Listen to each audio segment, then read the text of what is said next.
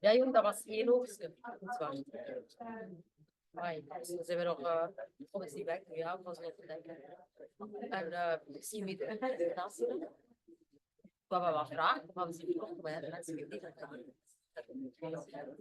wacht op je klant. Als ik al van die dat ken ik op jonge Nederlands. Make your words down. Het is een beetje.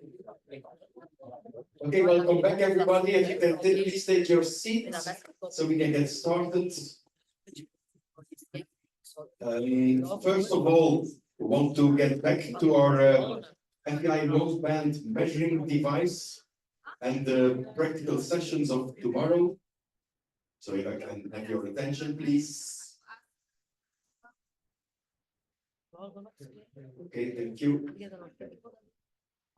So with regards to the practical session for tomorrow for the FEI noseband measuring device, please do not forget after this session concerning the case studies to talk to Stefan Helwig. Stefan, where are you? There in the corner. So he's waving at you. If you are interested for those practical sessions, he is the safe source of our list. Afterwards, he will make the planning together with Annika, because otherwise you have two lists. So he will own the list, let's say. So see him to talk about your interest for tomorrow or Sunday, and then we can start planning accordingly. The idea is to have the sessions in the afternoon, the practical sessions, so that we can do it all together after the course or somewhere, depending on the number of people. Annika also has this, so okay. But Annika will talk to Stefan and they will make sure that it's all fixed and good. No problem at all. But please don't forget to mention your names to them. That being said, we are now moving over to our case studies. Recall for everybody, last year we had our case study sessions, different working groups, a few cases that were notified to us. We will review them now together with our course directors and with the responsible people for every group. I hand it over to the team. Thank you. Thank you very much, Glenn. So first of all, can you all hear me? Because we are using this microphone now for the first time. Is that good enough, clear enough? That is good. So good afternoon, everybody. And we are not going to waste any time with formal things. This is all what we are going to do tomorrow. So we more or less jump directly into the case studies. We were discussing how to do that. So, and I'm very happy that I'm not the only one who gives opinions. And at the end of the day, just to point that out, the three people who are doing it today here, we are all course directors. I guess we can say that we have a little bit of experience, but still you can discuss with all these case study things, who has the last saying, who has the last word. And actually this is not really foreseen because we have a legal department. Of course, you can see what the legal department says. I would be very much interested to hear their opinions to some of these cases, because some of the answers are not necessarily rule book answers. You can ask the jumping director, but at the end of the day, there is nothing foreseen who really has the last saying on anything. So we are somewhat confident that the three of us, which is Francis, who is still working on a microphone, and Carsten and I, that we most likely give you good answers. At least we try to give you some food for thought. And if you still have another opinion, well, then you decide it just in another way. You have to see what the athletes do then. Anyway, the moment you all have been waiting for, it's audience participation time. So you were listening to all the presentations earlier today. And it was more about listening. Now it's about contributing. And what we do is we go through 7 cases we got from you. We took the cases as they were, so we haven't changed anything. There is no editing. So it's the way you presented the cases.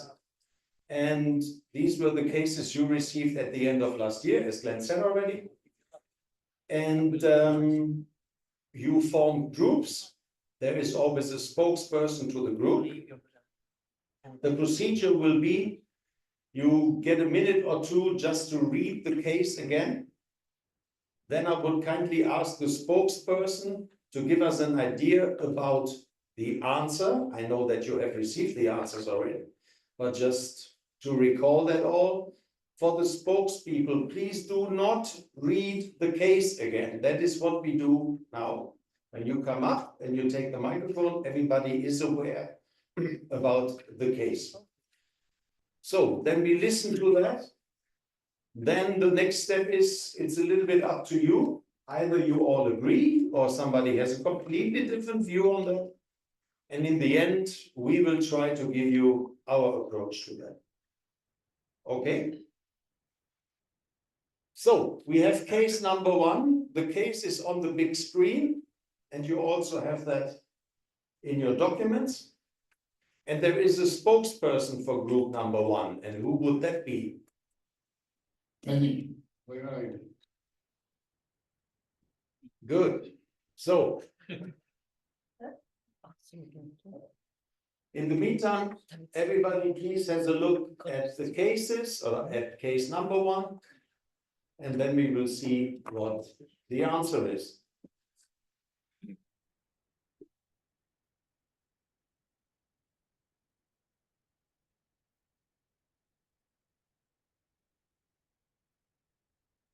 Okay. Well, I'm going to be in trouble because I haven't got the answer, and it was that long ago, I can't remember what we wrote. That's a good start. But I do know that our decision in the finish, we were very, very split in our decision. But the overall decision in the finish was no, we weren't going to grant a rewrite. Thank you very much. From the information provided in the case study, we were of the opinion.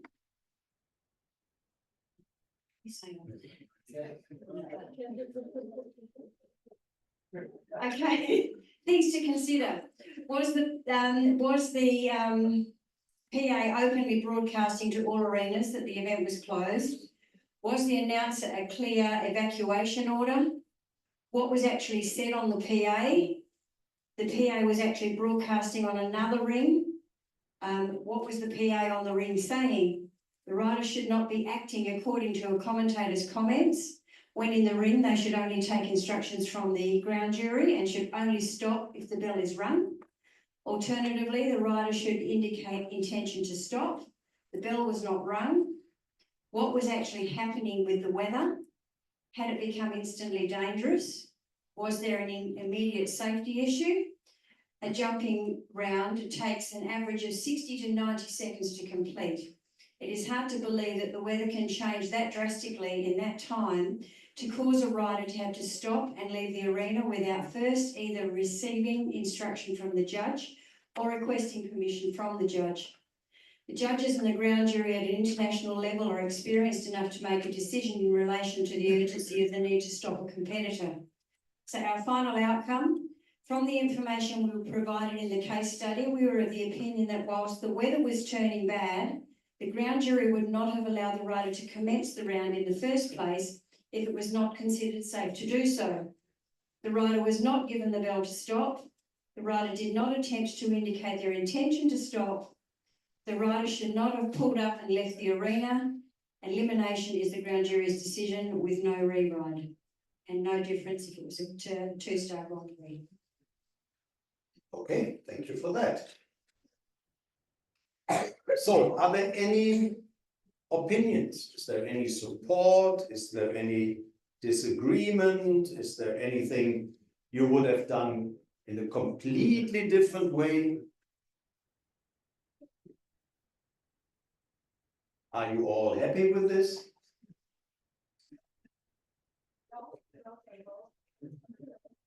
Is it the wrong time of day to do case studies? Is that? Yeah. Okay.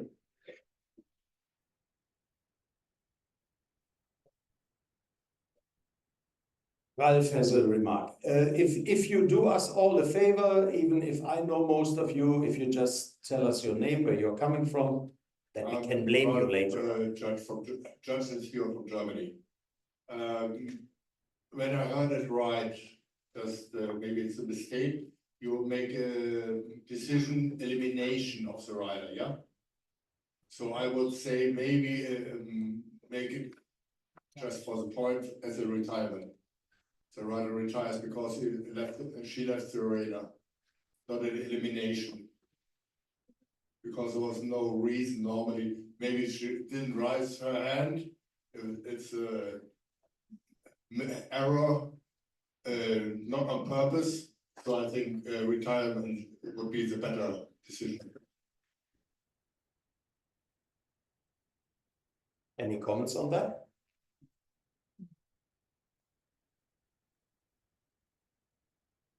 Okay, let's go through this a little bit step by step. Maybe I start, then my colleagues can also make comments, of course. I start with the second question. Would you come to another conclusion if this was a CSI 2-star Grand Prix? Actually, no, definitely not. Whatever happened there and whatever your conclusion is, there is no difference if it is the warm-up competition in a 1-star or the Grand Prix in a 2-star or in a 5-star or Olympic Games. We have rules. The rules apply for all competitions. And whatever you decide, I hope that you decide always in exactly the same way, because the category or the importance of the class does not make really a difference. I said in the beginning that we didn't change the wording or we didn't edit anything. So this is exactly how we got the case. And I want to make a few remarks on that. Because I read something in the first sentence in a specific case, weather was changing quickly and the organizer started to shut down competition rings. So who is deciding that you stop a competition? Is that the organizer? Yeah. So be very, very careful. Your role is to judge a competition. And you are as well the one to decide whether you have to stop a competition. That nobody misunderstands me here, just to make that absolutely clear. There might be restrictions, there might be orders coming from institutions, governments, whatsoever. So the organizing committee will contact you and will tell you, we expect this and this and this and this. And then you discuss that together with the organizing committee. And then you decide, that's the end of the story, together with the organizing committee. But it's not the organizer who says, and now we finish the competition. That is the judge's decision, just to make that absolutely clear. Yeah. The way you read it, it's a little bit, yeah, the organizer has decided to finish and now the confusion starts. And you see with this already that with this, the confusion starts, because there is an announcement here and announcement there and whatsoever. You have to be responsible for what you are doing. You are judging in this competition and you judge what you see. Obviously, there is a rider competing. For what reason ever, the rider is stopping and decides to leave the arena. If you have a look at the rule book, there is a very clear rule, and the rule is elimination. If a rider is leaving the arena during a round, you have to eliminate the rider. And now I come with a little but. Formally, it's elimination, and if you eliminate the rider, you act according to the rules, and that is in principle what we should always do. But if we are honest, when we are judging a very normal competition, how many times does it happen that an athlete is not giving a clear signal, but we make an interpretation about what the athlete is doing and we say the athlete is retiring. So if you call it retiring in this specific case, it's what we normally do, because this is what you do after one refusal. Then the rider is a little bit hesitating, and then you can see the rider is walking out, and then you would never say, oh, the rider is eliminated. You would say the rider retires. In this specific case, be a little bit careful, because this could have a follow-up. There might be an appeal and so on and so on. And then this rider will say, I'm never retired. You have decided I'm retired. I'm never retired. So in these specific cases, sometimes, even if it looks like you are far away from the sport, sometimes it's maybe better to stick to the rules and to say we have a very clear elimination rule. And in this specific case, it's elimination. But I leave that up to you. I can live with the idea that under normal circumstances, you say the rider obviously retired. But this rider here obviously wants to compete again. So, and then I really have to ask the question, why? It's nice that he wants to ride again. But you have your slot, you start, and then you have exactly the options the spokesperson has just mentioned already. Either you stop and you put up your hand and you say there is an issue, whatever it is, or the judges ring the bell to interrupt you or to stop you or whatever, and then you go from there. But never say never. But the thing with the rewrite, at least up to now, and I'm judging something like 30 years in the meantime, it never happened to me that I was in a situation that I would say a rider gets a rewrite. Based on what? And then the rider wins the competition. And then the second ranked rider says, yeah, fine. Can everybody compete now for a second time? Then I'll try again as well. And so on, and so on, and so on. So I can only recommend really to stick to the rules as much as possible. If you are a little bit flexible and you say retired, for God's sake, yes. But for the rest, there are not so many reasons to say you jump the same course again. You jump an obstacle again that you have jumped already. We have to be very, very careful with these decisions. I hear that again and again. Yeah, but the next obstacle to be approached is the triple combination, and they cannot start with the triple combination. I understand that, and some riders will kill me for what I'm saying now. But it's also your responsibility. If you allow the rider to jump another fence, he has jumped before already, and there is an accident, who is responsible for that then? So be very careful what you do allow and what you do not allow. And sometimes the solution is, if there is a different approach or a difficult approach to an obstacle, then you have to tell the arena party to take out the pole of the fence, which is prior to the fence that has to be jumped. These things are possible. The solution to say you jump a fence again is in most of the cases a wrong solution. I'm not saying always, but in 99% of the cases, it is wrong. And back to our case, a rewrite, be very, very careful with this. We should not try to find excuses, and sometimes we do. Anything from my colleagues to be added? I agree with everything you said. I can just comment. When I read this case, it's the first time I got known to the expression rewrite, because I think this is quite an American expression, and didn't exist in my vocabulary anyway. But I totally agree what Stefan is saying here. Also, what he mentioned about letting people jump the same fence that they also had obtained before. That legal consequences can be quite extensive if that happens. And I'm just thinking about one more thing I should have added, and I do it right now. You are the ones who make decisions. It's not to make offers to riders and you say, if he wants to, he can. No, it's not if he wants to, he can. Either he jumps it and you say you have to, or it's not. But not, I leave it to the rider and then we will see. You are decision takers.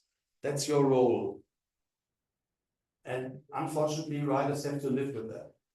Sometimes you make good decisions, sometimes you make bad decisions, sometimes you make right decisions, and sometimes you make wrong decisions. But you have to make decisions. Don't leave it up to anybody else and say, yeah, the rider can decide if he wants to jump it again, if the rider wants to come back again in 10 minutes, whatever. You say when the rider comes back, and not the rider chooses. Okay. If there is nothing else to case number 1, then some helping hand will click on the presentation and we go to case number 2. And I'm sure there is a spokesperson from group number 2, whoever that is. Okay. And there is a microphone for the spokesperson from group number 2. And you wait 1 second that everybody, including myself, can read the case again.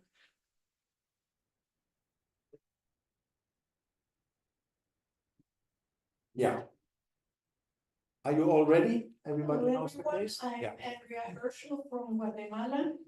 And not having more information than the one you are reading, not knowing why the grand jury didn't see this beforehand, and not knowing how they judged the previous classes during the week, our conclusion was that we have to trust the knowledge of the course designer who has been looking at these horses and riders during the week leading up to this class.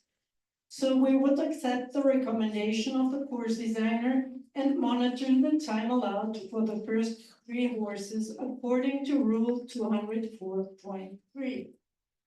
Especially because a group of riders and horses at the CSI 1-star is normally not experienced. And we think changing the time allowed just before starting the class would affect them. So yeah, having the welfare of the horses and the riders in mind, we would keep the time allowed and monitor it. And we would come to the same conclusion for the 2-star Grand Prix.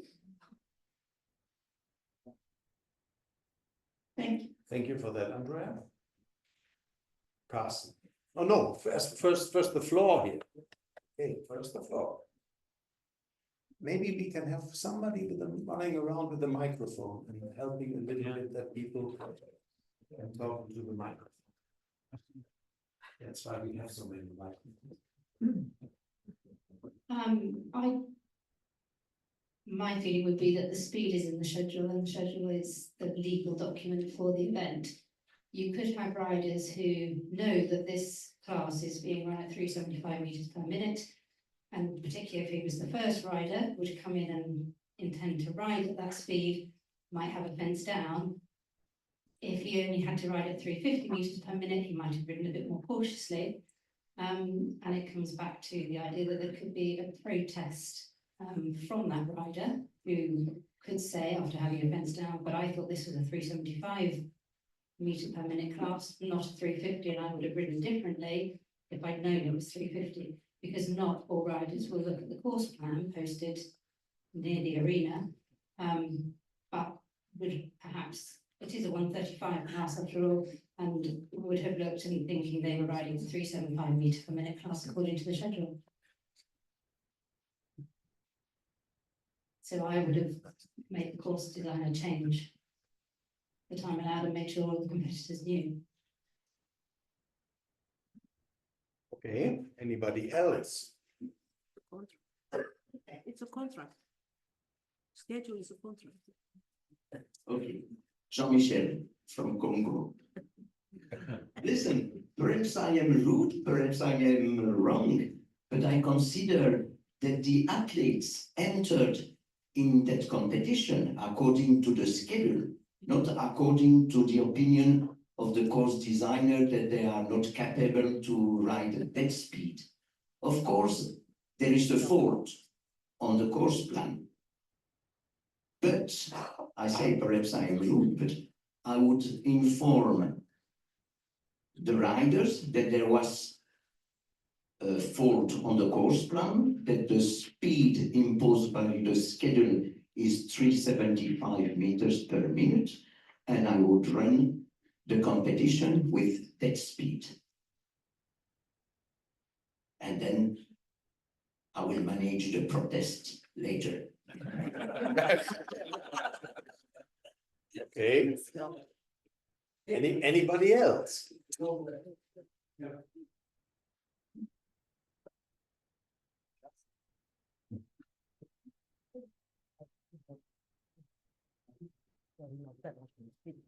Amsterdam from Lithuania.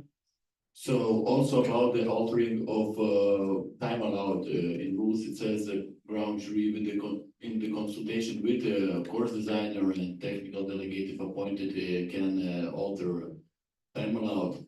But again, it's in consultation with, and in my practice, there have been situations when ground jury doesn't come to one solid decision on what should be time allowed, if it should be changed or not, but then ground jury, I would say opinion is because it's ground jury decides with the consultation, not the course designer himself about altering the time allowed. Okay, Angel? It's not about altering the time allowed, it's that on the course plan and the calculation was done on the wrong time, on the wrong speed. So the ground jury just changed the speed, changed the time allowed and put it over on the microphones. Everybody knows, informs the stewards, and everybody knows what about it. I mean, you can't change the schedule just when they're walking the course. Okay, anybody else? Carsten, I'm so happy that you got the microphone.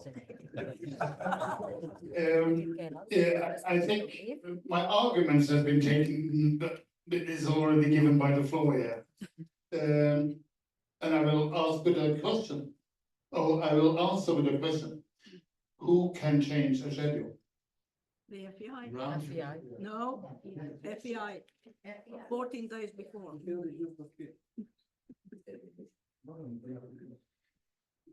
You can, under special circumstances, you can reduce the speed, but that is in special circumstances.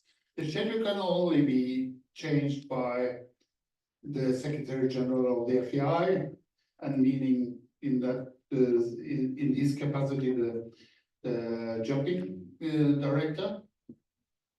Otherwise, it cannot be changed. And as Angel clearly says, it's 375 in the schedule. Then it's basically a calculation. Because what the course designer can do is to measure the course. And he's measuring the course. And he can decide if he wants to walk wide or short or whatever. But he has measured the course and he has got some meters. And when he got some meters and the speed is in the schedule, it's a matter of calculation. So that's my opinion in this case. We have a question here. Just going back on that. Thank you. Going back on that, I unfortunately have seen some, what I suppose are mistakes in schedules.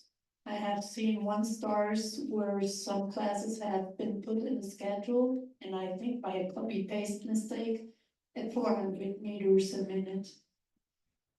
And apparently no one read the schedule, and no one, I include me because I was on the judges panel, until we got to that class. And it was a little too late to see it was a mistake.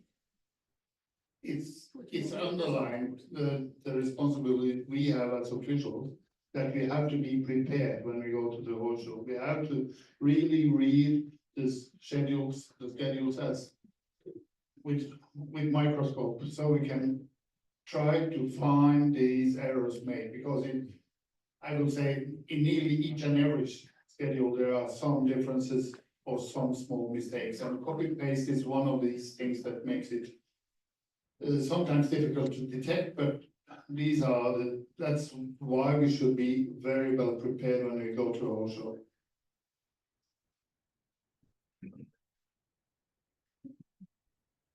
Theodore is still hesitating, if he wants to say something.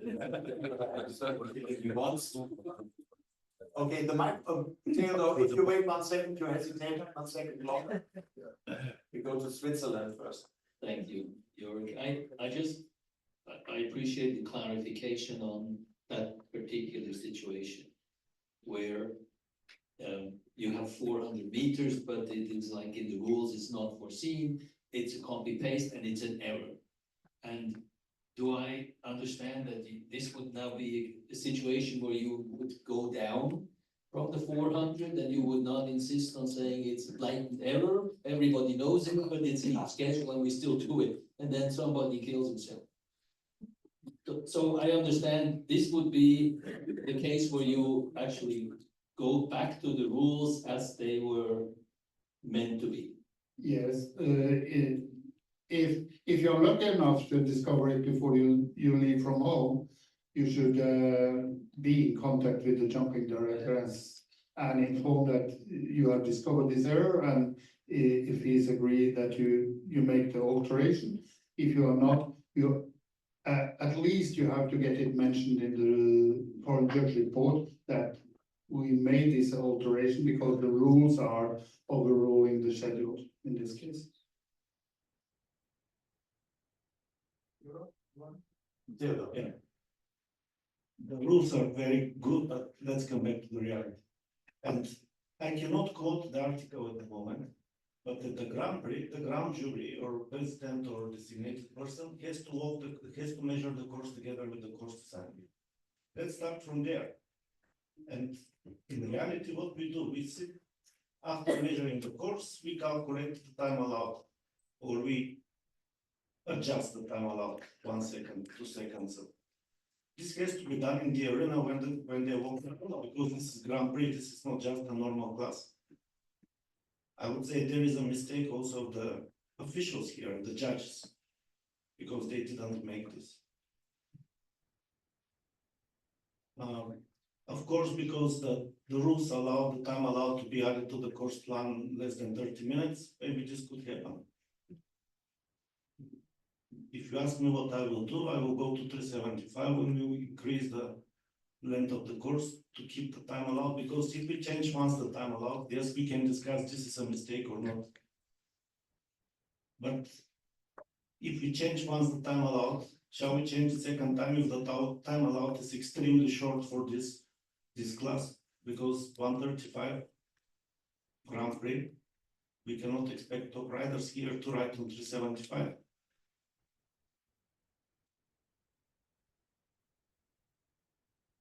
These are the circumstances they entered under. The contract we made with the riders is that its speed is 375. I agree. All in all, is that a case of emergency that you would think about changing the schedule? No, no. So I guess if we all agree that we should keep the schedule, then we go with the speed as indicated in the schedule. The second step is, obviously, this course designer is a little bit reluctant to make changes, but as somebody has quoted already, it's a grand jury thing. So it's in your hands. I would see, and that is one of the key messages for everything we do here, it's about communication. Talk to the course designer, try to get him on board or her on board. See that you find a compromise and make clear what the consequences are. Because if you change the speed, of course, you get a completely different time allowed. And let's be honest, it's the way you are measuring. And the way he has measured the course is also based on the speed he has in his head. He might make the turns a little wider, a little shorter, whatever. So at the end of the day, you might have to delay it a little bit and discuss it and make it clear on the course plan, fix it that it's in line with the schedule, announce it, and make it clear that everybody understands that. But somebody said that, and that is for me the important thing. The schedule is the contract.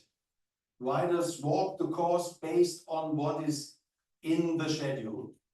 The course plan is additional information. And I'm not using the argument to say who looks at the course plan and who of the riders has even seen it. That's a bad argument, because now we are trying to shift the responsibility to the rider. That's not what we can do. There is a mistake. The course designer should change it. It needs communication. And maybe you wait a few minutes that you are really sure that everybody got the message. But I would not go with the lower speed, because once again, what do you tell the riders who think it's a 375 competition? They speed up and then they see that they have plenty of time left, but unfortunately they're knocked down to poles.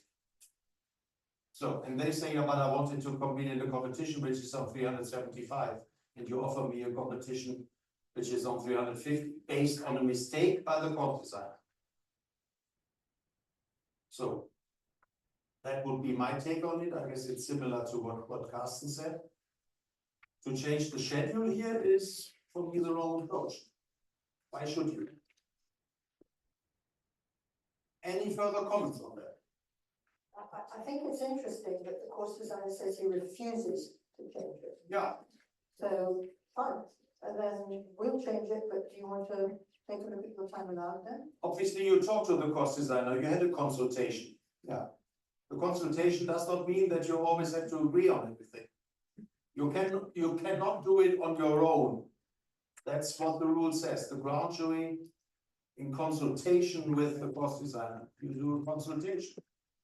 It does not include that it's always everybody's agreeing on everything. We will come, unfortunately, we will come back to changing the time allowed tomorrow again. Yeah. I'm so happy that we can discuss all these things again and again and again and again. There is already the proposal for the next rules. But anyway, let's not go there. Let's discuss the rules as we have. Changing the time allowed is a never-ending story. This is a little bit more in the direction of the spirit of the rule. The rule says a significant error in measuring. But here there is something wrong with the technical conditions, with the calculation of the time allowed. And as I said, the course designer had something completely different in his head when he was measuring. So you can discuss the time allowed with him. Lots of things you can do, but changing the schedule is for me not the option. Any further comments? Yeah. Yeah. And then the first rider gets in, you will have time penalty for not, I guess, to be a gross error. So Then you can change the time allowed. it's still discuss that. So that's still in your hands. Yeah. In this case, I would even if it's not a gross error in measuring, but it's a gross error in the concept of measuring. Yeah. Yeah.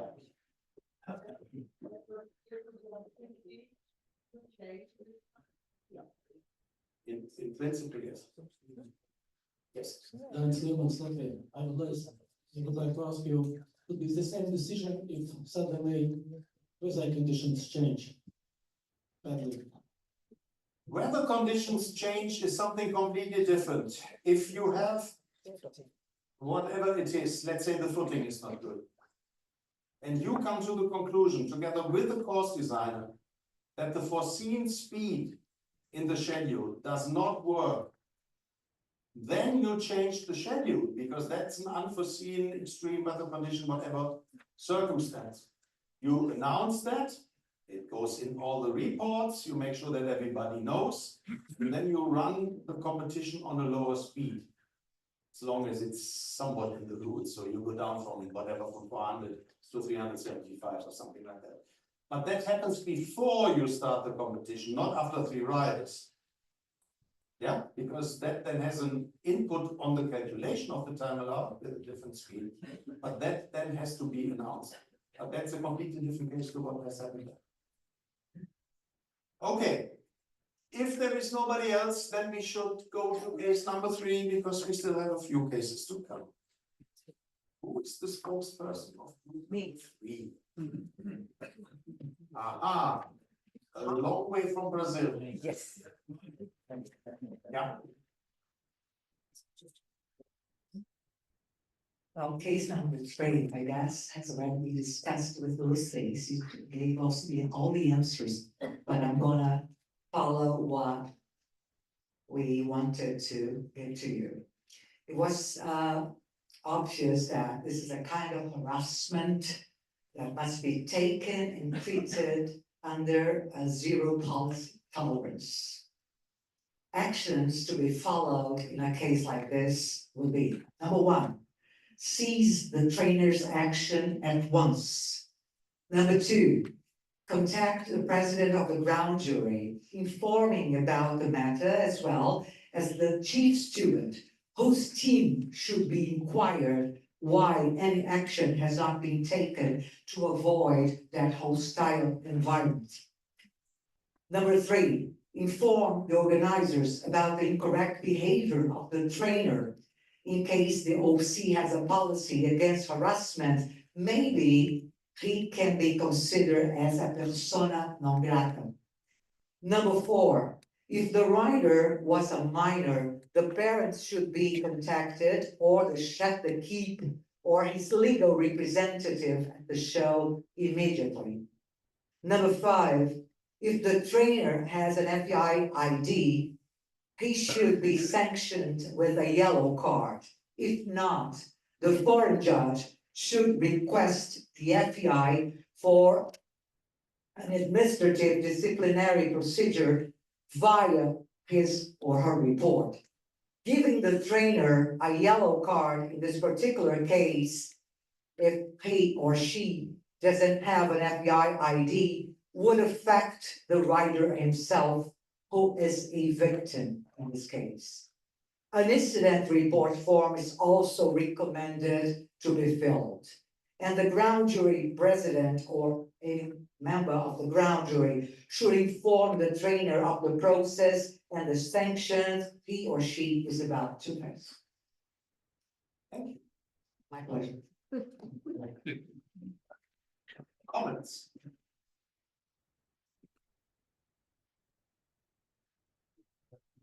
You heard a long presentation about that today. This is an unforeseen follow-up of the presentation today. Yeah. I'm a little bit, we should be careful with a very fast reaction, because we have to observe the rider, because he's involved in the rider will be maybe disturbed in his preparation of the competition. That is the first thing what we have to observe. The rider has not to be disturbed because he or she is maybe the victim, like she said, but and later we can deal with the trainer. But first of all, we have to keep the peace there, that the rider can concentrate on his competition and preparing. Legally, this is a very interesting thing, because you said already, if the trainer has an FEI ID and so on and so on, who's the person responsible here?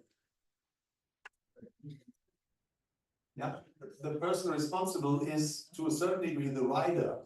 So if you now take action, you take action against the person who has been attacked, which it's a nice way of doing it. Yeah. Any comments from on the floor?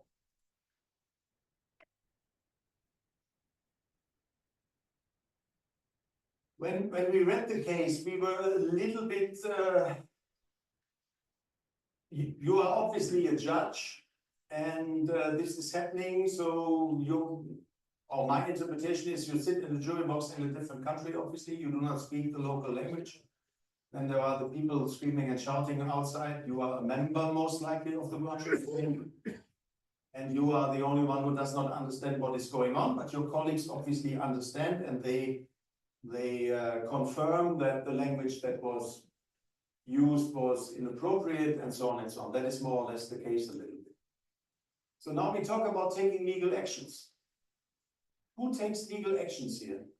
As long as we talk about things like yellow cards and things like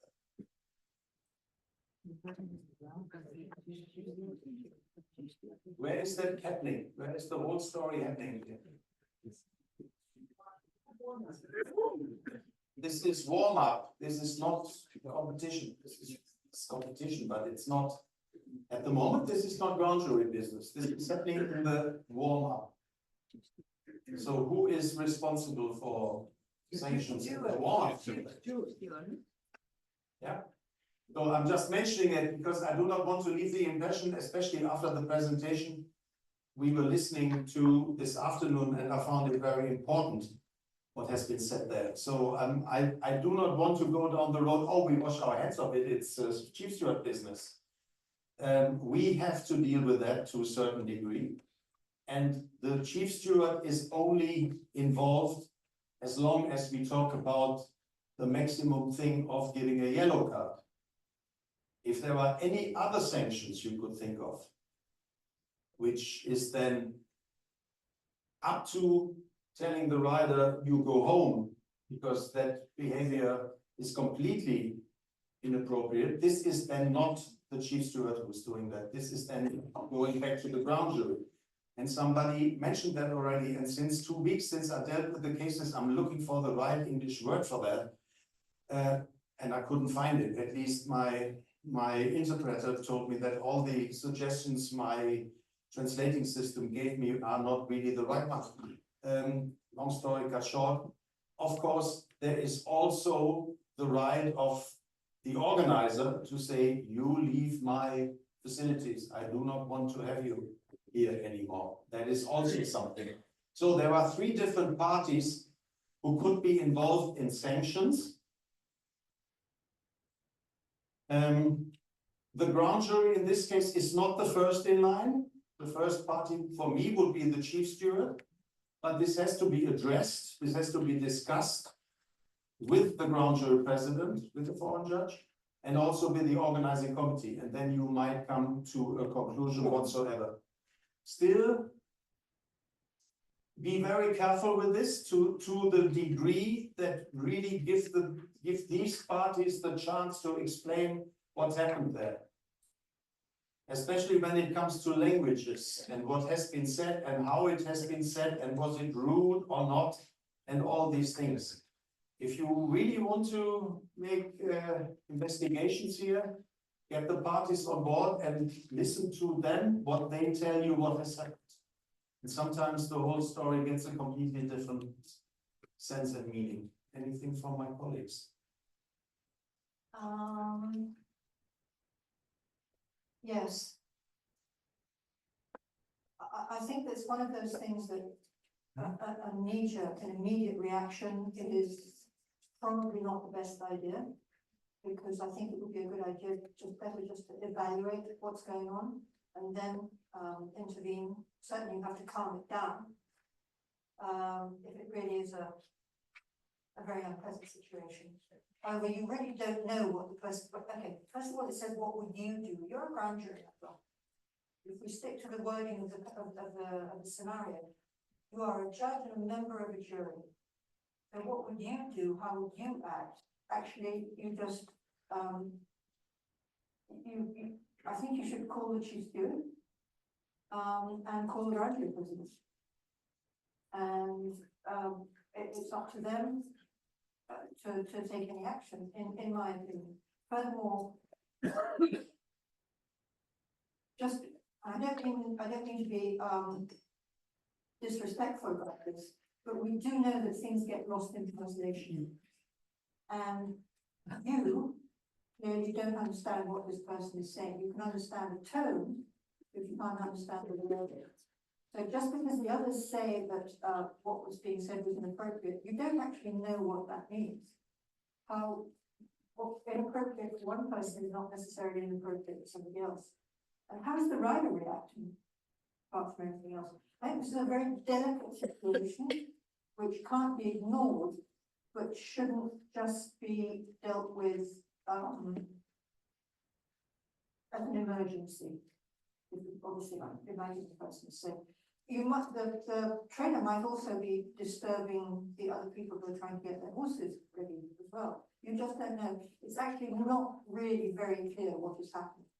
So yeah, something has to be done, but I think care should be taken that it's dealt with correctly.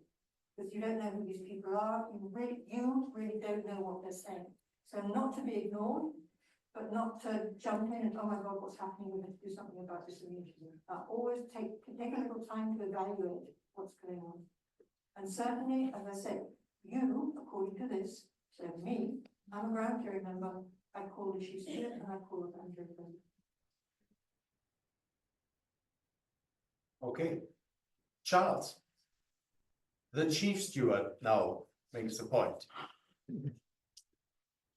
Thank you. I did have a similar situation, luckily in a junior competition.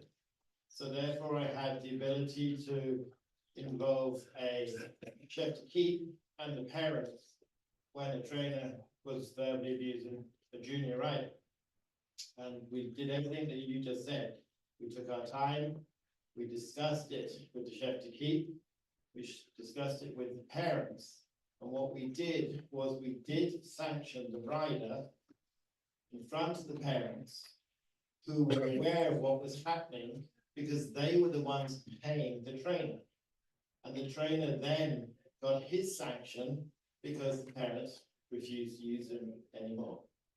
Now, it was slightly contrived, but it did what we wanted in that the trainer was sanctioned by losing his role as trainer to that parent. Charles, how was the person responsible sanctioned? With what? An official warning. But it was enough to bring the parents in to get them involved, but they knew what was going to happen in advance.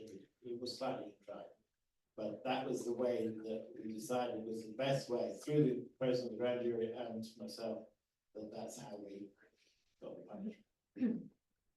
I think it's really a very open-ended scenario, because there are so many things that we actually, so many details that are simply not in here. And as I said, the devil is in the details. So one small detail could actually change a lot. But yeah, I think for me, generally speaking, no knee-jerk reaction, evaluate, grand jury president, chief steward, and then they will decide whether or not to involve the organizing committee. What is really important is that nobody is sanctioned before everybody is, there's a conversation. You have to find out really what the story is. This is not a one-sided story. You've seen bad behavior, so you sanction it. It's essential to hear all parties in something like this before we make a decision for example. In my opinion. Agreed. Any further comments? Good. Then we move on to case number 4. And there is a spokesperson. Oh. Yes, yes. Oh. I'm Stefan from Germany, small Stefan.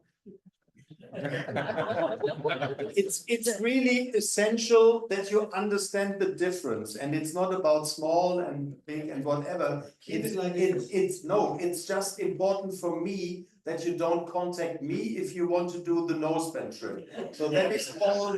He is the guy for the nosebands. I'm the guy for the questions. Okay, so don't mix that. Okay, thank you, Stefan. So here you see case number 4. I think the important thing is the dotted line. We can read it.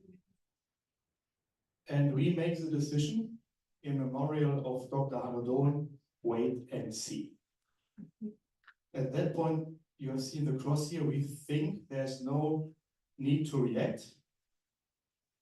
But we figure out there are, with the behavior of the rider, there are various scenarios that can be caused by the participants, which caused the corresponding action to us. And in general, he makes sure the time system is still running. So not that the timekeepers make their own decision because they interpret the rider's behavior different than the judges. So make sure that the system is still running. So we have different scenarios. The rider, he's no longer attending obstacle 5 and leaves the course. As we said before, he gives up, and we will do it as retirement. We interpret it as we had in the other course before. His behavior is said it's according to jumping rule article 241.2. He gives up retirement. Or the commentator is eliminated because he is no longer to manage to clear obstacle 5 within 45 seconds of clearing obstacle 5B. That is action, ringing the bell, result, elimination according to jumping rules article 241.3.4. The rider continues his way and overcomes obstacle 5 in a second attempt. Action none, monitoring and judge the rest of the round. The result at this point of the course, 4 penalties of the first disobedience, jumping rule article 219.1.4/233. The rider approached obstacle 11 and jumped it, or if a refusal, article 221, a run out or resistance, could be judged action, ringing the bell, result, elimination according to jumping rule article 241.3.10/220.1.4. And for us, there's no reason for disqualification mentioned by the president. Thank you. Comments? Yeah. Okay, so I was also part of this group. And one remark is for myself, that also it says in the question that it looks like he's making a sign to retire, but we are not sure. Maybe we couldn't see in this case, but there is also an option after a rider makes a bigger turn and jumps 11 to put result as retired, because after retiring, he has right to jump one single obstacle in the course.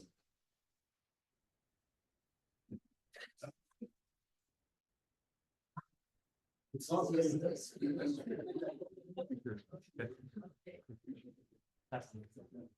Yes.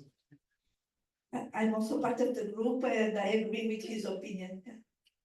I would consider retired once he did might have to raise the hand.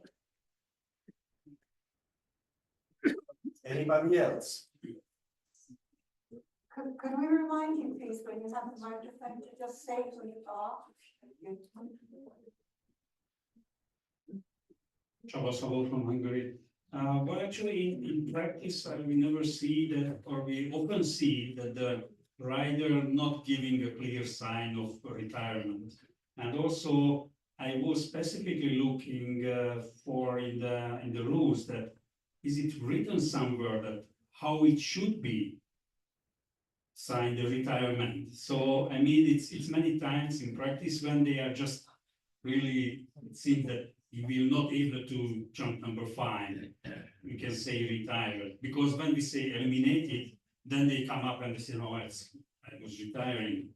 And I think if we make a wide ride and jump number 11, is to me is an elimination because jump the wrong obstacle. So that's my approach, let's say. Thank you. Okay.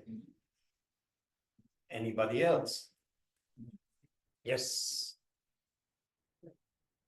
The microphone is on its way. Hello, my name is Sarah. I'm from Iran. I think the important thing is not ring the bell at fast. You have time. You shouldn't rush to ring the bell first. Then see what the rider will do next. If he goes, makes a circle and jumps to 5, just 4 penalties. If he goes and jumps 11, I myself will eliminate him because wrong obstacle has been jumped.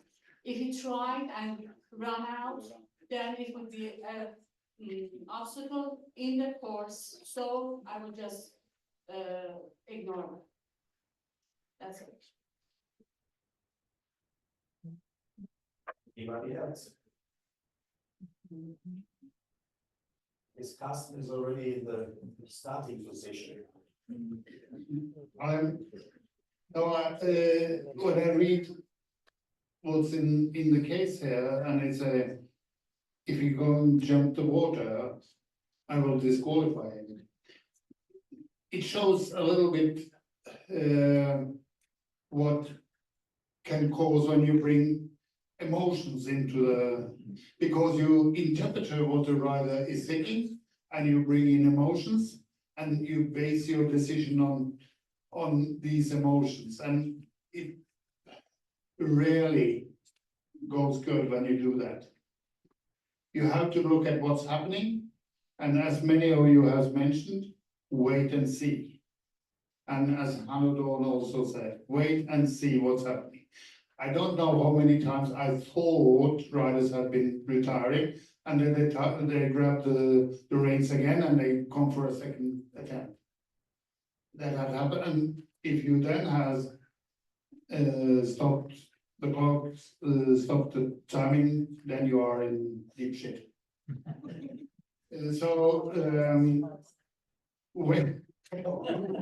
Wrong word. Yeah. So I will say, take your time, wait and see. And I think the conclusions given by the floor has been quite right in my mind. What was that? Was it hit me baby one more time? Yeah. Okay, closing remarks on that. There are 2 questions and very easy answers. What would you do if you were at the bell? Very easy answer. Nothing. Nothing. Simple as that. Nothing. Nothing has happened. Nada, niente, nix, whatever. Yeah. What would you do with the rider if he really jumps the water jump? Fine, it's elimination because it's wrong course. That is what you see. And then what will happen in reality, the rider will come up to you and will say, yeah, but I gave you a signal, I retired, could you change that to retirement? And in this specific situation, when you discussed already and you were not sure what it was, so there was obviously something, I would not hesitate to change that. This is not negotiating what the result is, it is more that you were not 100% sure. And with all these signals riders could give, we just learned already, there's nothing in the rules how they have to do that. It's not waving or whatever you do. They do it in different ways. And sometimes we see it, and then it's clear. Still, in a situation like that, be a little bit careful, wait and see what's happening. If everybody stops the clock immediately then, and then the rider continues, yeah, be a little bit careful with this. And sometimes we do not see this. I'm always a little bit surprised that after a refusal, with disturbance of a fence, so you have to interrupt the round and you ring the bell and you stop the time and you do this and that in 6 seconds, this case. What I'm doing in this situation when I'm judging, I'm watching what the arena party is doing. Because I want to be prepared to ring the bell again when the course is ready. In the meantime, the rider is doing something. And I have to admit that in most of the cases, I'm not watching what the rider is doing. And if then the rider is approaching fence number 1 again, if I then eliminate him for jumping a wrong fence or something like that, or I say he never gave a signal, I'm just not sure if the rider never gave a signal. Maybe the rider gave a very clear signal but the three people in the box didn't see it because they were busy with some other things. Judge number 2 is talking to the timekeeper that he adds the 6 seconds. The one at the bell is watching how they build up the obstacle again. And judge number 1 has dropped the pen, whatever. Yeah, all these things that normally happen. So sometimes I'm sure that you are not sure if the rider gave a signal or not. And then to say, yeah, but he should have given a clearer signal, it's a little bit unfair. So, and sometimes there is a logic what riders are doing, and be a little bit generous. And these things, if it's elimination or if it is retirement, you decide something. If the rider is happy with that, it's the end of the story. If the rider is not happy with that, he will come up and then you think what you do. I don't think that is the biggest thing that is happening at the event. If this is the biggest problem you have to deal with at an event, then you had a nice event. Any further comments on that? Where are we time-wise? Are we too fast, too slow, too whatsoever? Perfect. 35 minutes for 3 cases? 35 minutes.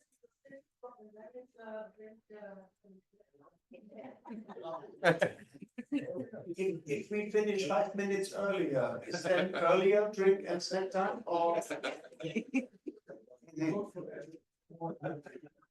Is there any way that we make the time allowed longer? So the speed, you change the speed. Okay, I have a feeling it is only one option now, and this is to go to case number 5. And there is a spokesperson. Where? Ah, okay. Good afternoon,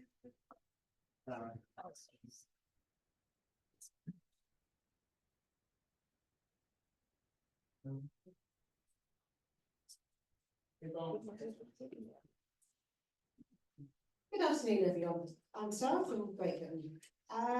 So Bristol has very kindly prepared this lovely document that I'm going to read out for you. And this was our case. Rider number 6, champion obstacle. Jumps obstacle number 4 at that moment, the retention harness from the protective headgear becomes unfastened. It looks like the rider does not notice as he passes the jury box. We ring the bell and inform him that he should fasten this before entering the triple combination 5ABC. The rider halts, refastens it, while the trainer is helping him and continues his round. Well, we were very, very vocal over our communication to each other on this as to what we would do or what we wouldn't do. So we had 2 options. Option 1, follow the rules. That's a good option. I like this option. Wait and see what happens. Because if we're following the rules, the ground jury should not ring the bell. If the rider is supposed to know himself, herself, that the rule exists, and should halt before jumping the next fence. If he does not halt to refasten it, he will be eliminated. If she wants to be fastened, according to Article 225.3, the trainer is only allowed to help hand back the headgear to the athlete and not refasten it. So we brought in different rules that could apply to why we thought this was correct. We have an Article 225.3, which is unauthorised assistance, which is any help given to a mounted athlete to adjust their saddlery or bridle or to handle a whip while mounted during the round or incur elimination. To hand a mounted athlete their headgear and or spectacles during the round is not unauthorised assistance. See jumping rules 241.3.20. Then we have Article 241 eliminations 3.20, accepting while mounted any object whatsoever during a round other than headgear and or spectacles. And then we have Article 256.1.4, protective headgear. It is compulsory for all persons to wear properly fastened protective headgear at all times when mounted. An athlete who loses their headgear or whose retention harness becomes unfastened during the course of their round must recover and replace it, or in the case of the retention harness becoming unfastened, must refasten it. In such a case, the athlete will not be penalised for halting to retrieve their gear and or refasten the retention harness, but the clock will not be stopped. An athlete who jumps or attempts to jump an obstacle with a retention harness incorrectly fastened or not fastened will be eliminated unless the circumstances rendered it unsafe for the athlete to stop immediately to refasten. Option 2 is interpreting the rules a little bit broader. A second option to decide this case brings us to a broader interpretation of rules. This would be a solution having the preamble of the jumping rules in the back of our mind, which is, or are, every eventuality cannot be provided for in these JRs. In any unforeseen or exceptional circumstances, it is the duty of the appropriate person or body to make a decision in a sporting spirit by approaching as near as possible the intention of the jumping rules and the general rules. Should there remain any omission in the JRs, such omission shall be interpreted in a manner compatible to the fullest extent with the other provisions of the JRs, other rules and regulations of the FEI and sporting spirit. In this particular case, the sporting spirit is to be used in this really exceptional case that might result in a safety issue for the athlete, which we as an official should also try to prevent in possible cases. Additional reasoning to agree with the approach taken by the Grand Jury in this case, and I do know the outcome of this, I don't know whether I want to, but it's on the sheet of paper, is to use the bell to stop the rider. So the conclusion was the whole team did not agree on the final solution. Great. That's good. Did you Yeah, get daily allowance on that day?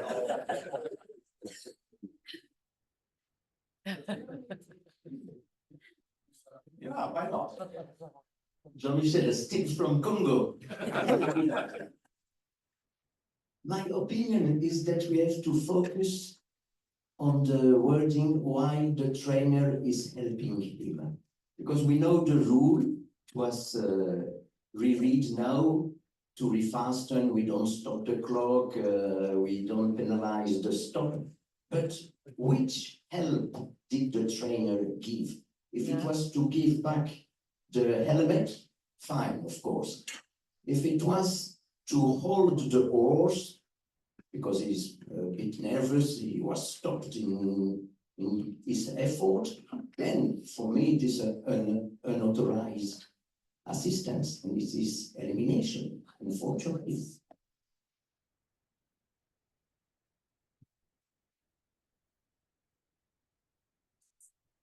Chris Allison from Great Britain. I think whether we're looking at the second bullet point or the third bullet point, in my mind, we would still come to the same conclusion that the rider would be eliminated. Because if he goes on and jumps the combination without fastening it, he'd be eliminated. We shouldn't stop him with the bell. And if he stops and refastens it while the trainer is holding his horse, he's eliminated for outside assistance or unauthorized physical assistance. But we shouldn't stop him from jumping the triple combination. It's up to him to realise that his helmet is undone and stopped and refasten it. Because if the trainer hadn't come in to help him and he'd quickly done his helmet up and then gone on to jump the triple combination, he could have beaten somebody who hadn't been given that advantage by the grand jury. Over there and then. Thank you, it's Mark Bates from UK. The only observation I would make on a personal basis, partway down to what I do for a living on a day job, is if you know that that hat is unsafe and you let him jump over it, something then goes wrong, breaks his neck, is dead, paraplegic, whatever it might be. Be an interesting conversation you'd have in a inquest, explaining that you personally knew had control and would it continue. That would be my personal view. My view is I don't think you've got any choice but to stop it, keep it all running, etc. But I just put that different flavour to it. Good point. Well, I have one point, okay, a senior rider as far as is safety responsible. For a junior, maybe the decision may be different. But from a sport point, I must say to ring the bell in front of the triple combination, maybe sometimes a little bit irritating also for the rider-horse combination. And when the trainer's helping him, it's, for me, it's an elimination because of unauthorized assistance. At the moment, what here Michel said, if he's holding the horse or if it's only bringing back the hat. But to ring the bell in front of the triple combination directly, I would ring the bell afterwards. But it's a personal opinion. One more over here. My personal opinion on this is that we have to follow the rules of the FEI, regardless of the outcome, because if we follow those rules, we have the full weight of the FEI legal department behind us. Which is also a little bit going in your direction about legal consequences. As long as you do that according to the rules we have, you are fine.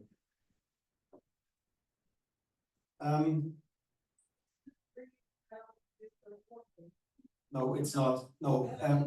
Yeah. You ring the bell, you stop. I guess. Carsten, I guess we have to wait a second because I'm a little bit full of steam now, or even faster. I have to make a few points here to avoid some misunderstandings. We have very, very clear rules. And the one rule is the rule about the headgear. And there is a very clear procedure. It's about, years ago, I made a presentation about decisions and consequences. You decide to do something and you have to live with the consequences. So there is a rule about the headgear. And the rule is crystal clear. It gets open, the rider has to stop, close it, continue. You as judges, you do nothing. You don't penalize, the time is still running, he might get time penalties later, but that's the end of the story. No need to do anything. If in this situation you ring the bell and you go through the article about using of the bell, you interrupt the round. For what reason do you do that? If you say it's unsafe, then you eliminate the rider because it's unsafe. But it's not foreseen that you ring the bell to indicate that the rider has to do something. And I'm saying that, and I'm a little bit forcing that because I was one of the people who wrote that rule. And it's the clear idea of the rule that you follow it exactly as it is written. And it's very clear, you do not ring the bell and you do not do anything. You just follow the rule. And the rider jumps the next obstacle. And then you eliminate the rider. And if you are concerned about the safety, you ring the rider out. End of story. That's why we have the new elimination rule, where at any point you can stop. That's the fact. What some of you are doing is you do interpretations and you find excuses. It's very clear what's happening, and you take the rules as they are. Unauthorized assistance. The rule is written in a certain way, and the first sentence is very clear. Any physical intervention by a third party between the crossing of the starting line in the correct direction and the crossing of the finishing line after jumping the last obstacle, whether solicited or not, with the object of helping the athlete or their horse, is considered to be unauthorized assistance. Is that between start and finish line? Yes. Is somebody coming to help? Yes. So what do you discuss? It's unauthorized assistance, full stop. There are the two excuses, giving back the headgear, giving back the spectacles, and that's the end of the story. And a general remark on this preamble thing. I like that very much, but please read it in the right way. If there is no rule, then you look at the preamble and you try to find a rule. But if there is a rule, then please use the rule and do not make your own interpretation of, yeah, but if the sun comes from that direction and it starts to rain and this and that, and the rider is only 12 years old, then we do it in a different way. No, the rules are the same for everybody. And if there is a rule, then please do not come with interpretations and creating new rules. Have an easy life. We provide you with rules. You just have to take them. Yeah? In the rule revision, you can come with new rules. If you want to invent new things, fine. Do that. We have a few words about that tomorrow again. So nothing wrong with coming with new rules. But as long as we are 25, you please use the 25 rules. And if it's 4 penalties, then you give 4 penalties and not, yeah, but on a Friday afternoon, maybe 3.5 is also fine. Yeah, you don't have to think about that. We give you all the tools you need. Just use them. Please. You mentioned that the headgear is unfastened. Yeah. So it means that the headgear is not on the floor. No. It's the way I understand it. Exactly. That it's open. Exactly. Might be the trainer just telling the rider, don't jump the next obstacle before you fasten it. Then what would you do? I mean, he's not inside, he's not holding the horse, just telling the rider. It's not a physical intervention. Exactly, just talking to the Shouting rider. at you. Hopefully nothing rude, otherwise we are back to the other. Shouting is not a physical intervention. Okay? Sorry for disturbing your answers, but. Okay, I'm going to tell a little anecdote. It might appear unrelated, but actually you will see, if you have a little patience, you'll see it's not. 3 or 4 weeks ago, Carsten and I were doing online level 1 interviews for judges who wanted to progress or be transferred up from national to level 1. And the evening before we had a conversation and said, okay, Carsten, you'll ask these questions and then you'll hand it over to me and I'll ask these questions. And it was fine. It was a perfect plan. It's been working for years. It was the first time Carsten had come to do these online interviews with me. And we start off and the first person comes online and Carsten starts his questions. And then he starts asking my questions. So what has just happened is that Stefan has just taken my answers, which are exactly the same. So we've had pretty much the agreement that I would answer this, but thank you very much. That is the good thing with the English language, because in English you would say great minds think alike. In German you would say 2 stupid people have the same idea. So that is the difference between German and English. Good. So now I have made a big mistake because I opened the rules to read from the rules and now my case is disappeared. Next one. Anything else to case number 5? Otherwise we move on to case Can I number. just add one thing? And Okay. I just want to underline one thing. Using the preamble and sporting spirit to violate rules, we should be very, very careful. I like that sentence. By the way, all these rules are made with a sporting spirit. Not that anybody tells me we have rules that do not have a sporting spirit. You have rules, use them. Do me one favor. Do yourself a favor. Okay, we move on to case number 6, even if, yeah. You are already Yeah. Case number 7, no, case number 6. And there is a spokesperson for. Oh, and the spokesperson is already behind me. Good, here we go. Annika. Thank you. Okay, I can take it. Everybody has their own microphone here, that it's not that everybody's using the same.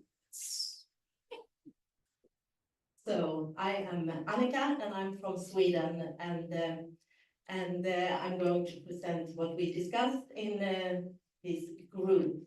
And maybe it's another answer. First of all, this is a safety vest and we discussed, is this a case of unauthorized assistant in Article 225? What is the athlete allowed to do during interrupted time in Article 231? What is the athlete allowed to do when he gets a refusal before jumping again? Article 219.2.1. What about the 45 seconds to jump the next obstacle in Article 241.3.5? And I will not repeat again what is in 225 because we had Sarah and Stefan already had said it. So I will not read that again. And is this a case of giving the athlete some kind of assistance to help the athlete? Is any help given to the mounted athlete to adjust the saddlery or bridle or to hand the whip? Is this an advantage for the rider? And does the rider perform better with or without the safety vest?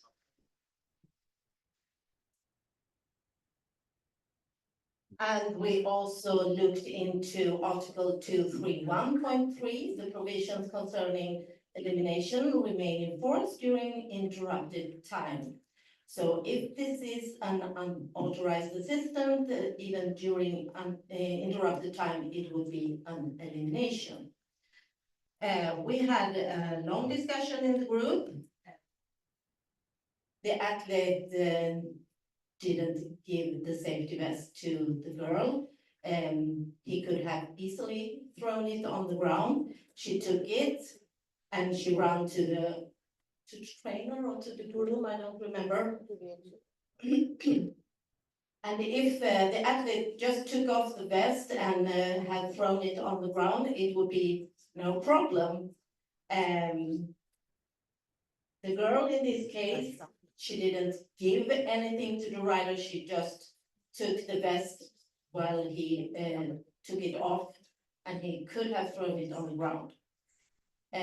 For this, we consider that it might not be unauthorized assistance. We would give the rider 4 faults for the refusal and 6 seconds added because it was interrupted time. After the bell is rung, the athlete will start at the same obstacle and the clock will restart at the moment when the horse leaves the ground at the obstacle where the refusal occurred.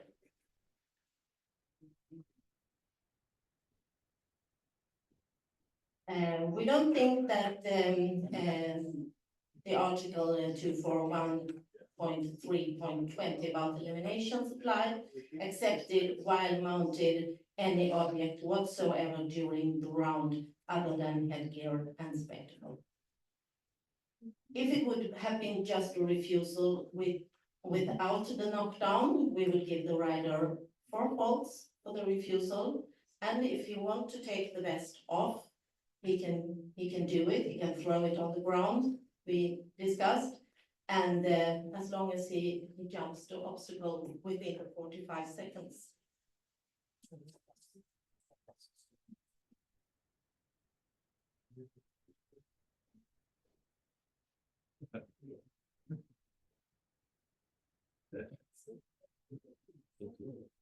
I think that concludes. Okay, just to avoid misunderstandings, because maybe I got lost a little bit.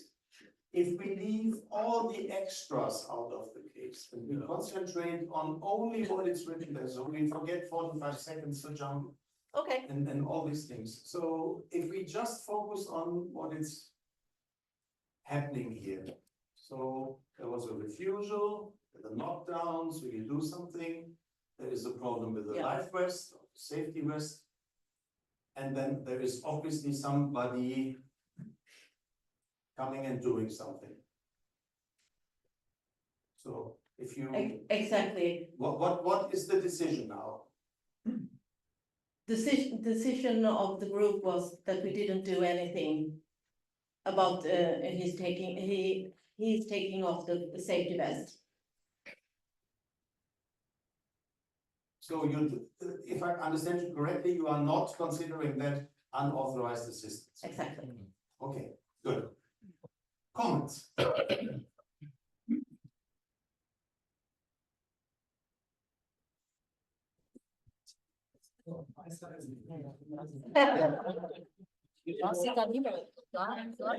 There is a hand in the other corner.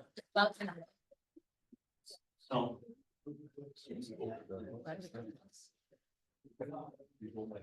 Sorry, there's some comment on my side. Hey, good. Stefan? Hi, I'm Tom from Belgium. I think when this happens and the rider has to take off the jacket because it has blown up.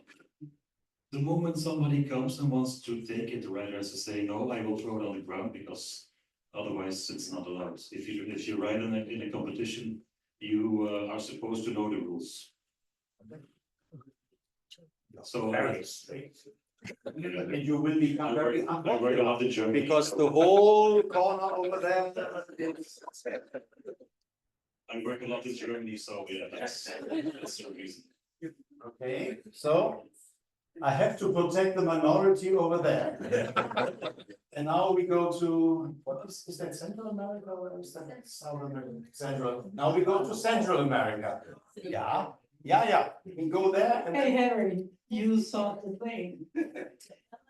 The rule does say accept. He's giving. He's not accepting. So. Okay, and then there's something over here. My name is Irega from Greece. In my country, we have a rule that all children wear safety vests. If a child needed a new vest, yes. I'm afraid that I cannot answer the question because the only thing we can discuss here are FEI rules. FEI rules, that's not mandatory. The only thing I could think of is if for what reason ever this life vest is not working anymore, then you are out. Simple as that. I don't think that somebody brings a new vest, but I'm not an expert in Greek rules. Any physical intervention by a third party between crossing the starting line in the correct direction and the crossing of the finishing line after jumping the last obstacle, whether solicited or not, with the object of helping the athlete or their horse, is considered to be unauthorized assistance. Is that help? So? Question is that help? Is that help? Physical assistance. Is it a physical intervention? Yes. Yes, it is a physical intervention. So, and if the rider wants to avoid problems, then the rider has to drop it. So, if somebody comes and takes it over, it's physical intervention. And the rule is very clear. The rider doesn't have to ask for it or has to scream and shout. If the rider is accepting it, then this is unauthorized assistance. There's nothing about giving, taking, and all these things. That is somewhere in the elimination rules. But the rules which is on here is not what is on here. It's unauthorized assistance. So, and now I hear the argument, because this is happening from time to time. And then I hear the argument, is that not the same as with the headgear and with the spectacles? No, it's not, because it's not mentioned. You want to have it in next time? Yes. Ask for a rule change request. We can discuss that. Whatever the outcome is. At the moment, it's not. It's not in on purpose. Simple as that. Up to now, nobody had the opinion that life vests who are on already since 10 years, something like that. So there were some rule changes in between. And it has never been asked for, it has never been considered, most likely for a reason. It's not that we forgot to mention it or something like that. It's not in it. There were two exceptions. Headgear, spectacles. Life vest, it's not part of it. So that is the typical example. There is a very clear rule. So please use the rule as it is. Or get it changed.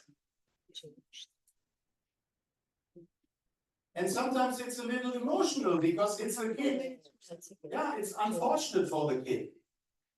Are there different rules for kids? No, it's the same.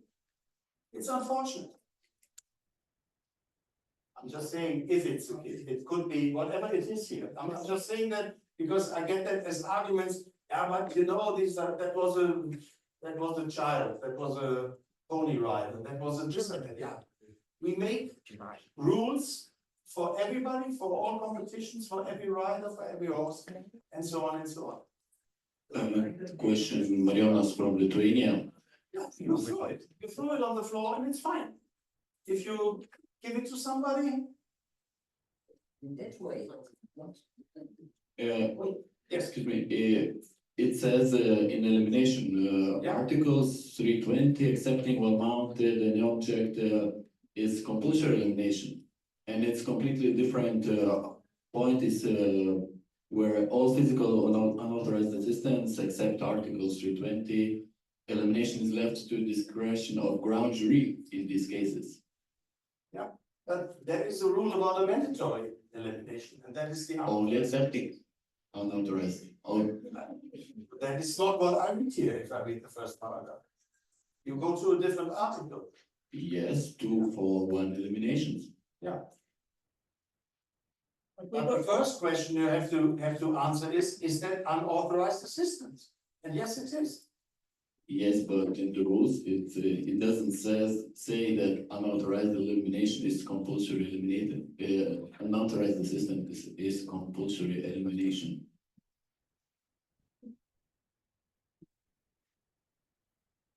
Because near articles 2 for 1 eliminations, there is a part 3, following paragraphs lay down reason ground jury must enforce elimination, and part 320 says accepting while mounted any objects whatsoever during round other than headgear and spectacles, and then in part 5 elimination is left to discretion of the ground jury in following cases.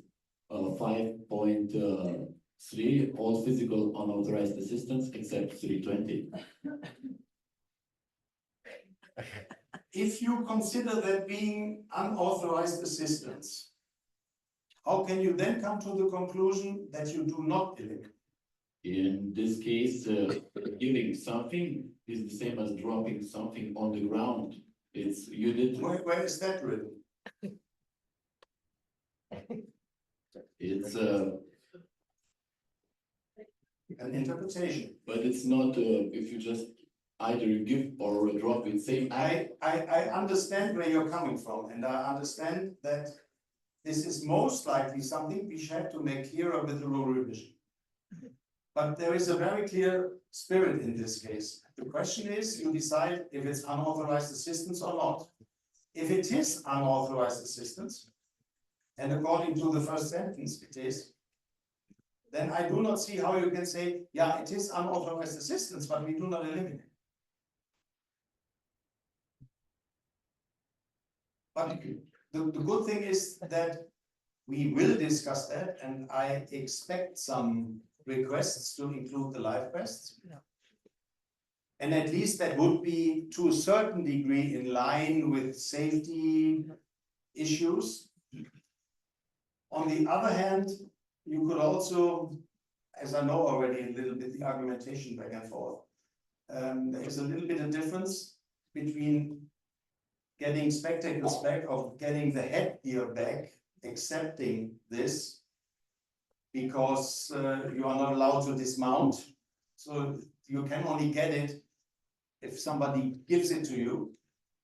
And dropping the life vest, which is a very easy thing to do, you just have to drop it. It's a very easy solution.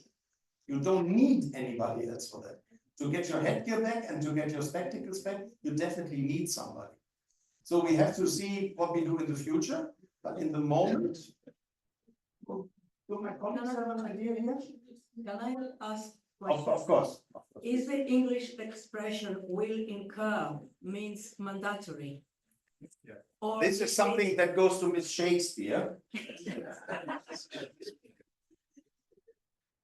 Where are you? It's 2 to 5 unauthorized assistance. Number 3, it has the expression, if you do blah, blah, blah, blah, during the round will incur elimination. Does will incur mandatory or it's the jury?